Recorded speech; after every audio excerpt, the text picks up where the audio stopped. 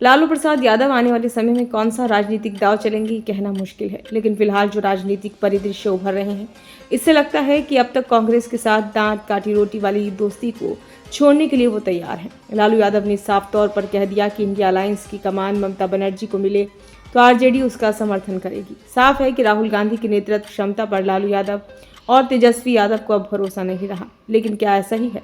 दरअसल इस राजनीति के अंदर खाने लालू यादव का वो डर है जो उन्हें कांग्रेस से किनारा करने को मजबूर कर रहा है। कांग्रेस को लालू यादव तवज्जो नहीं दे रहे और बिहार विधानसभा चुनाव के लिए आरजेडी अकेले आगे बढ़ने को तैयार है, मगर क्यों? राजनीति के जानकार बताते हैं कि हाल के दिनों में राहुल गांधी के संविधान की पुस्तक हाथों में लहराना और देश की सियासत का नैरेटिव सेट करना इंडिया अलायंस के अन्य सहयोगी दलों के लिए असहज स्थिति पैदा कर रहा है। यूपी में जिस तरह अखिलेश यादव को कांग्रेस से सियासी डर लगने लगा है, बिहार की राजनीति के संदर्भ में भी यही बात लालू यादव तेजस्वी यादव की आरजेडी के साथ लागू होती दिख रही है। राजनीति के जानकारों की नज़र में लालू यादव इस बात से डरे हुए हैं कि क्या कांग्रेस फिर से उभर सकती है। दरअसल इसके पीछे एक सियासी पैंच है जो मुस्लिम परस्त दिखने और होने की राजनीति के आधार पर कांग्रेस को लेकर आरजेडी को उलझा रही है। हालांकि आरजेडी के नेता इस बात से इनकार कर रहे हैं, लेकिन सवाल यह है कि अगर ऐसा नहीं है तो लालू यादव ने कांग्रेस से दूरी बनाने क्यों शुरू कर दी? राजद ने क्यों अकेले लड़ने की तैयारी शुरू कर दी? राजनीति के जानकार कहते हैं कि जाहिर तौर पर हाल के दिनों में जिस तरह से मुस्लिम मतों का झुकाव कांग्रेस की ओर हुआ है, लालू यादव इससे परेशान हैं। ये बात तेलंगाना के चुनाव, वायनाड लोकसभा चुनाव के बाद महाराष्ट्र में कांग्रेस के पक्ष में मौलानाओं के ऐलान के साथ ही आगे बढ़ती है और बिहार तक पहुंच जाती है।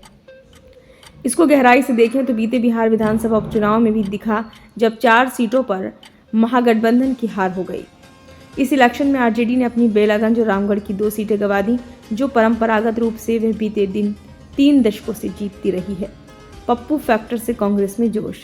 इसी तरह पूर्णिया लोकसभा चुनाव में मुस्लिम मतों का निर्दलीय यानी कि अघोषित रूप से कांग्रेस पप्पू यादव की ओर झुक जाना लालू यादव को टेंशन दे गया था। तेजस्वी यादव वहां हाथ पैर मारते रह गए, यहां तक कह दिया कि एनडीए कैंडिडेट को जितवा दीजिए, लेकिन पप्पू यादव के सामने तेजस्वी की एक न चली और सारे मुस्लिम मत पप्पू यादव के पक्ष में गोल बंद हो गए और कांग्रेस के अघोषित प्रत्याशी पप्पू यादव के पक्ष में हो गए। इसी तरह रुपौली विधानसभा उपचुनाव में भी यही बात उभरकर सामने आई, जब मुसलमानों ने महागठबंधन के प्रत्याशी आरजेडी की बीमा भारती को करारी हार झेलनी पड़ी। यहाँ निर्दलीय शंकर सिंह के पक्ष में अधिकांश मुस्लिमों ने अपना मतदान किया। आरजेडी को अपने गढ़ की चिंता। बड़ी राजनीति सीमांचल की भी है, जो परंपरागत रूप से आरजेडी का गढ़ है, लेकिन सीमांचल की सियासत में कांग्रेस अपनी दावेदारी और दखल बढ़ाने के मूड में है। यही कारण रहा जब राहुल गांधी ने भारत छोड़ो यात्रा के क्रम में सीमांचल के 4 जिलों पूर्णिया, कटिहार, अररिया और किशनगंज को कवर किया। हाल के दिनों में जिस तरह से पप्पू यादव ने सीमांचल में अपनी सक्रियता दिखाई है और मुस्लिमों के पक्ष में अपने कई बयान दिए हैं, स्थानीय जानकार मानते हैं कि उनकी लोकप्रियता मुस्लिमों के बीच बढ़ी है।